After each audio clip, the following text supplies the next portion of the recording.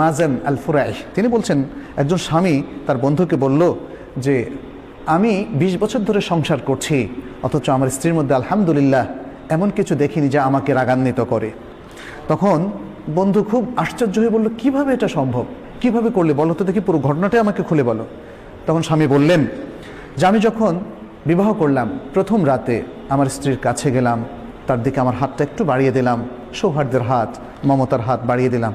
স্ত্রী আমাকে বলল, একটু ওয়েট করুন প্লিজ, আমি আপনাকে কিছু বলবো হে আবা উমাইয়া। আরবরা আবার আবু উমাইয়া মানে কুনিয়ার ধরে কথা বলে, আমাকে একটু কিছু কথা বলার সুযোগ দিন, বলে বলো। তখন স্ত্রী শুরু করলো যেভাবে, যেমন বললো আলহামদুলিল্লাহ ওয়াসসালাতু ওয়াসসালামু আলা রাসূলিল্লাহ, ছোট্ট খুতবা দিয়ে শুরু করলো। বলল আমি আপনার কাছে এমন একজন অপরিচিত মহিলা, আমাদের বিবাহবন্ধন হয়েছে আজকে প্রথমবারের মতো আমাদের সাক্ষাৎ হচ্ছে, সুতরাং এখনও তো পরিচিতি আমাদের ফুল হয়নি, আমি জানি না আপনার কি আখলাক, আমাকে আপনি বলুন যে আপনি কি পছন্দ করেন।